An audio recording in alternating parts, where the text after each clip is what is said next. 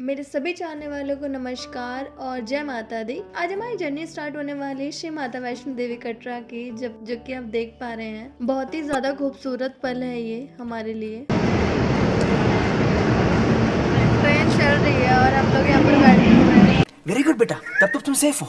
शाबाश शाबाश। कहा जाता है माता वैष्णो देवी कटरा अगर आप जाना चाहते हैं, जब तक माता का बुलावा नहीं आता है तब तक आप जा नहीं सकते हैं। तो फाइनली हमारा बुलावा आ गया और आज हम निकल रहे हैं पूरी तैयारी के साथ। कब सुबह हो जाती है पता ही नहीं चलता और सुबह उठते ही इतना सुंदर नज़ारा देखने को मिलता है। चारों तरफ सिर्फ पहाड़ और पहाड़, और टनल के अंदर से जो हमारी ट्रेन बाहर निकल रही थी उसको देखने का तो मज़ा ही अलग। जो उदाहरण मैं बचपन से सुनती आई थी वो आज देखने को मिल गया था।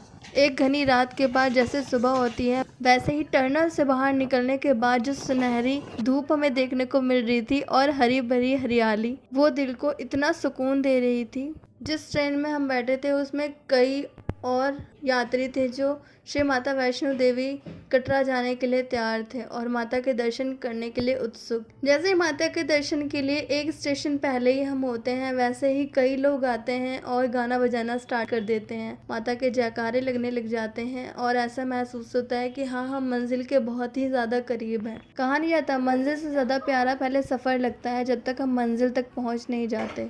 दिल्ली से लेकर कटरा तक का सफ़र यूं ही ख़त्म हो जाता है और हम सिर्फ सोचते रह जाते हैं कि शायद हम पहुंच चुके हैं। जैसे ही आप अपना सफ़र ख़त्म कर लेते हैं और श्री माता वैष्णो देवी कटरा रेलवे स्टेशन पहुंच जाते हैं, वैसे ही रेलवे स्टेशन से बाहर निकलते ही आपको एक बहुत लंबी लाइन मिल जाएगी जो कि माता के भक्तों ने पहले से ही लगा रखी होगी। तो आप भी लग जाइएगा उसी लाइन में। आपको मिल जाएगा आपका एंट्री पास, जो कि यहाँ से लेकर जब तक आप माता के दर्शन कर कर वापस नहीं आ जाते वो आपके साथ ही रहेगा। कटरा के मार्केट में बहुत सारे होटल्स की फैसिलिटीज़ आपको मिल जाती है। खाने की बहुत अच्छी सुविधा है। हर जगह आपको छोटे छोटे रेस्टोरेंट मिल जाएंगे, आप वहाँ से भी खाना खा सकते हैं।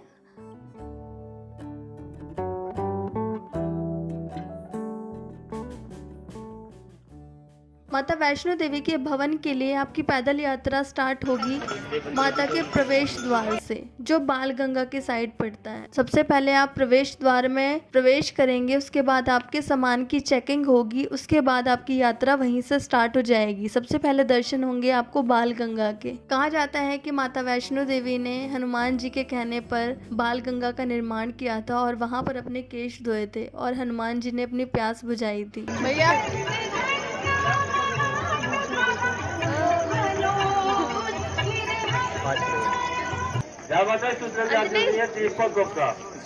दीपक गुप्ता जो कि हरियाणा से आए हैं। मम्मी दीपक गुप्ता जी कहीं वाई को सुन रहे हो तो आज इंक्वायरी से फोन कर आपने चले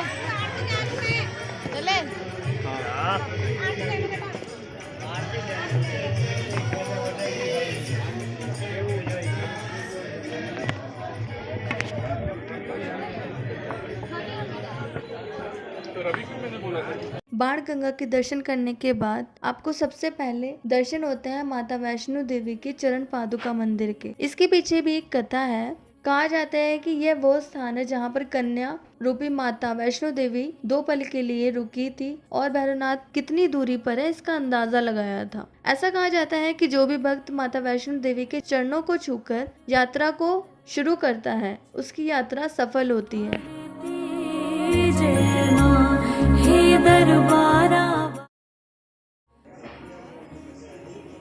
कोमली दी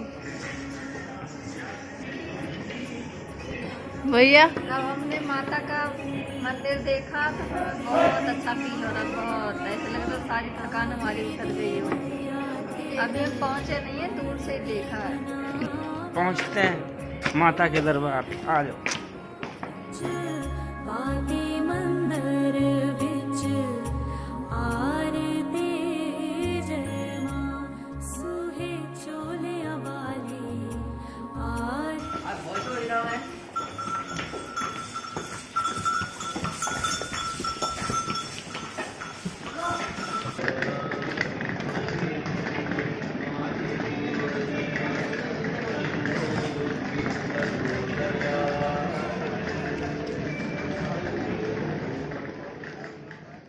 कहा जाता है कि त्रिकुटा की पहाड़ी पर स्थित एक गुफा में माता वैष्णो देवी की 3 मूर्तियां हैं, देवी काली, देवी सरस्वती और देवी लक्ष्मी, जिन्हें पिंडियों के रूप में गुफा में विराजित किया गया है। इन तीनों पिंडियों के सम्मिलित रूप को वैष्णो देवी माता कहा जाता है। गुफा में एक बड़ा चबूतरा बना है, जिस चबूतरे पर माता का आसन है, जहां देवी त्रिकुटा अपनी माताओं के साथ विराजमान रहती हैं। बहुत गलती कर रहे हैं, पान ले रहे हैं। रेस्टोरेंट जिसमें सब खाना खाने आते हैं और यहाँ पर टिकट के लिए लाइन लगती है, खाना खाने की जगह के लिए लाइन लगती है, फिर खाना खाने के लिए लाइन लगती है। तो यहाँ पर जब भी आए तो लाइन लगाने के लिए पूरे तैयार हो जाएं। मंदिर के संबंध में कई तरह की कथाएं प्रचलित हैं। त्रिकुटा की पहाड़ी पर एक सुंदर कन्या को देखकर भैरवनाथ उसे पकड़ने के लिए उसके पीछे दौड़े। तब वह कन्या वायु रूप में बदलकर त्रिकुटा पर्वत की ओर उड़ चली। भैरवनाथ भी उनके पीछे पीछे भागे। माना जाता है कि तभी माँ की रक्षा करने के लिए वहाँ पवन पुत्र हनुमान पहुँच गए। माता वैष्णो देवी ने श्री हनुमान जी को उस जंगल में रहने का आदेश दिया। श्री हनुमान जी ने माता से कहा कि माता, इतने घने जंगल में जिसमें पानी भी नहीं है, मैं कैसे रह पाऊंगा। फिर माता वैष्णो देवी ने अपने तरकश से बाण निकालकर उसे धरती पर मारा और गंगा प्रकट की। साथ ही यहीं पर माता ने अपने बाल भी धोए। फिर वहीं एक गुफा में प्रवेश करने के बाद माता ने 9 महीने तक तपस्या की। हनुमान जी ने बाहर पहरा दिया। यह गुफा आज भी अर्धकुमारी, आदि कुमारी और गर्भजून के नाम से प्रसिद्ध है। फिर भैरवनाथ वहाँ आ धमके। उस दौरान एक साधु ने भैरवनाथ से कहा कि तू जिसे एक कन्या समझ रहा है, वह आदि शक्ति जगदम्बा है, इसलिए उस महाशक्ति का पीछा छोड़ दे। भैरवनाथ ने साधु की एक बात भी नहीं मानी। माता ने भैरवनाथ से वापस जाने को कहा, लेकिन भैरवनाथ नहीं माने और गुफा में प्रवेश करने लगे। यह देखकर माता की गुफा पर पहरा दे रहे हनुमान जी ने उसे युद्ध के लिए ललकारा। दोनों का युद्ध हुआ। युद्ध का कोई अंत नहीं हुआ था। इसे देखकर माता वैष्णो देवी ने महाकाली का रूप लेकर भैरवनाथ का वध किया। कहा जाता है कि वध के बाद भैरवनाथ को अपनी भूल का एहसास हुआ और उसने माता से क्षमादान की भीख मांगी। माता वैष्णो देवी जानती थी कि उन पर हमला करने के पीछे भैरव की प्रमुख मंशा मोक्ष प्राप्त करने की थी। तब उन्होंने न केवल भैरव को पूर्ण जन्म के चक्र से मुक्ति प्रदान की, बल्कि उसे वरदान देते हुए कहा कि मेरे दर्शन तब तक पूरे नहीं माने जाएंगे जब तक कोई भक्त मेरे दर्शन के बाद तुम्हारे दर्शन नहीं करेगा। स्टार्टिंग से लेकर एंड तक मैं हर चीज़ आपको बताऊंगी। यहाँ का मौसम बहुत अच्छा है। चारों पहाड़ों के बीच में माता का दरबार है और बहुत ही ज़्यादा सुंदर है। जैसा हम वीडियो में देखते हैं उससे तो कई ज़्यादा सुंदर है। और हम आए थे पुराने वाले रास्ते से और हम अब नए रास्ते से जा रहे हैं और ये बहुत कंफर्टेबल है। कई लोग सोचते हैं कि नया रास्ता क्यों बना है, बट अच्छे के लिए बना है। इसमें 6.5 किलोमीटर चलना पड़ेगा आपको और इसमें 5.5 किलोमीटर। जो लोग श्री माता वैष्णो देवी में पैदल यात्रा नहीं कर सकते हैं, उनके पास बहुत सारी सुविधाएं हैं। तो आप हेलीकॉप्टर बुक कर सकते हैं, उसकी फैसिलिटी भी है और पालकी की फैसिलिटी भी है और खच्चर की भी फैसिलिटी है।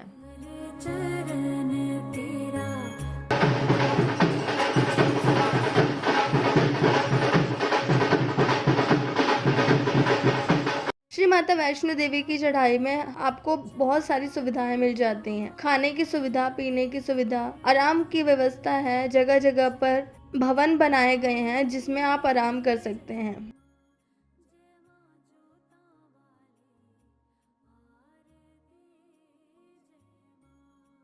पता ही नहीं चलता है कि हमारा सफ़र कब ख़त्म हो जाता है। हमने माता के अद्भुत दर्शन करने के बाद अपनी घर की यात्रा स्टार्ट कर दी थी और ये सफ़र बहुत खूबसूरत था और हमेशा ज़िंदगी भर याद रहेगा, क्योंकि पहली बार हम यहाँ आए थे। माता ने चाहा तो दोबारा भी आएंगे और दोबारा दर्शन करके जाएंगे। ऐसा महसूस हो रहा था जैसे हमने अभी अभी अपनी यात्रा स्टार्ट करी हो। बिल्कुल भी थकावट नहीं थी, हम बिल्कुल फ्रेश फील कर रहे थे। जो फ्रेश हवा थी वो हमें और एनर्जी दे रही थी। बालगंगा का वो प्योर और पवित्र पानी, वहाँ का पानी इतना ठंडा था कि जैसे मैंने अपने पैर डाले ना उसके अंदर, तो बस ऐसा लगा था सारा दर्द पैरों का बिल्कुल ख़त्म हो गया हो। क्योंकि कहा जाता है कि पहली चीज़, पहला एक्सपीरियंस हमेशा याद रहता है। कुछ कुछ मंदिर हमारे रह गए थे जो रास्ते में थे, वो बहुत ही ज़्यादा सुंदर थे और उन्हें मैं बिल्कुल नहीं भूल सकती। नेक्स्ट टाइम अगर मौका मिला तो मैं हर एक मंदिर के दर्शन करूँगी अंदर जाकर। और हमारी इन पहाड़ों के बीच की जर्नी हो जाती है आज ख़त्म।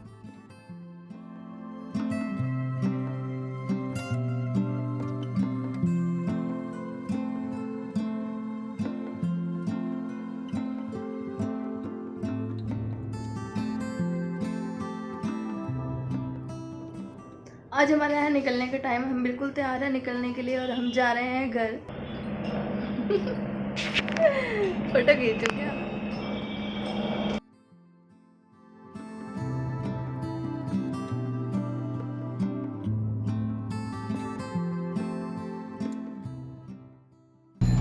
जय माता दी। जय माता। आप कहाँ पे होगी?